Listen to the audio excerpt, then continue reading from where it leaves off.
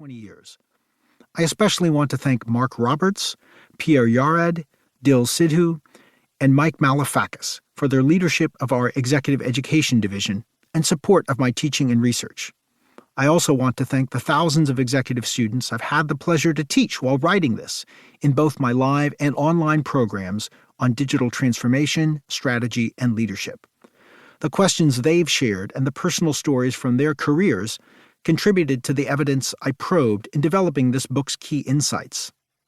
Thanks also to Ashwin Damara and Chaitanya Kalipatnapu at Emeritus for an incredible journey in online education, and to Clark Boyd for sharing the virtual stage in my online courses for countless Ask Me Anythings with students.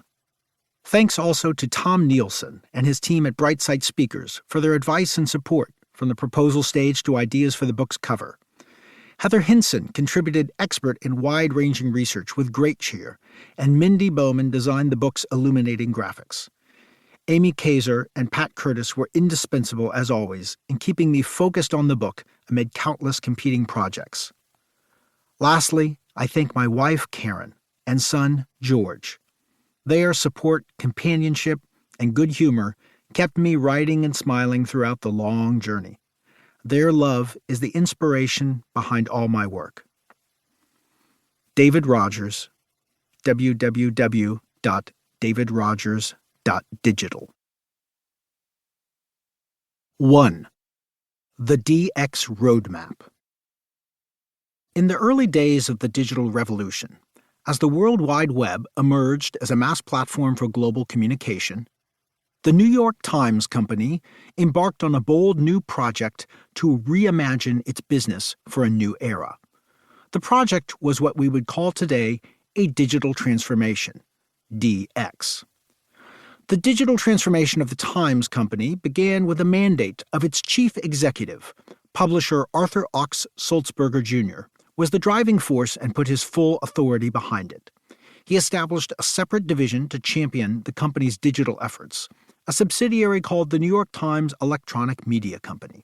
He hired Martin Nisenholtz, an expert in digital media and advertising, as president of the division, which went on to hire new digital talent to drive the project forward. In the years that followed, the Times undertook a wide range of projects aimed at showcasing new forms of digital journalism. Pieces like the stunningly beautiful Pulitzer Prize-winning multimedia feature Snowfall promised exciting new possibilities for interactive media in journalism. But such projects seemed to stand apart from the daily output of the paper. The Times' technology teams built digital versions of the legacy product, the print newspaper, and they even digitized the archive of articles going back to 1851. But editors lacked the data to understand readers' online behaviors in real time or to connect readers to past articles on topics of interest. The Times showed a willingness to try every new technology trend, from email and the web to social media, tablet editions, virtual reality, and chatbots. But it lacked clear strategic priorities and the discipline to grow what worked and quickly close pilots that failed to achieve results. Over time, serious problems began to emerge in the organization. Creating a separate division for digital initiatives established a pattern. A few people were tasked with driving all things digital, and the rest of the organization stuck to their old ways of working. Meanwhile, the legacy organizational structure, with its historic separation of the business side from the journalism side, remained untouched. Despite Sulzberger's initiative, the Times leadership clearly prioritized the old line of business, the print edition, over new digital ones. For example, every new hire was invited to attend the daily Page One meeting to observe the most senior editors choose which articles would go on the front page of the physical paper. Meanwhile, editors refused to use data to make decisions about matters of content, even when choosing between two options for an article's headline. Equally serious problems appeared on the business side.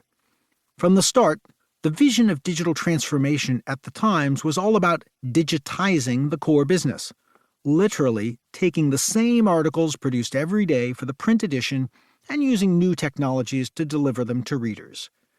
When he hired Nisenholtz, Sulzberger pledged to deliver the New York... To keep listening to this audiobook, I've left you a link in the description so you can do it, at no cost thanks to Audible's 30-day free trial.